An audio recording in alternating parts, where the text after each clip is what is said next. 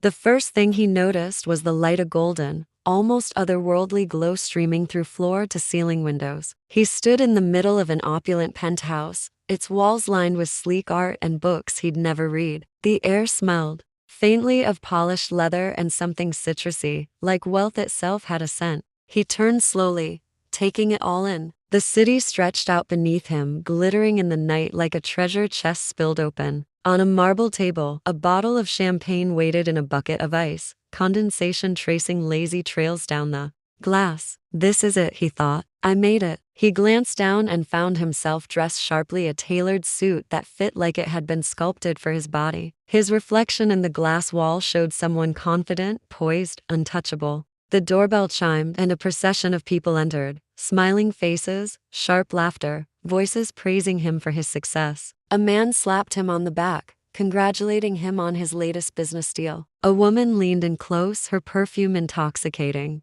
as she whispered something about him being the most influential man in the city. It was intoxicating, all of it. For a moment, he basked in their attention, their admiration. But as the night wore on, small cracks began to appear. The first was when a man, drink in hand, asked how he managed to balance everything: his career, his relationships, his happiness. The question hung in the air like a taunt, and he found himself stammering something vague about hard work and focus. Later, as he mingled, he overheard snippets of conversation that made his chest tighten. A woman in a sequin dress whispered to her companion, "He's brilliant, sure, but have you heard how ruthless he is? I'd never trust him." Another guest added, "I heard he barely sees his family anymore. Too busy being a big shot." The words stung, though he laughed it off. Was that who he had become? Or worse, was that who he'd always been, beneath the surface? The evening spiraled further when his assistant approached with a phone call. "It's urgent,"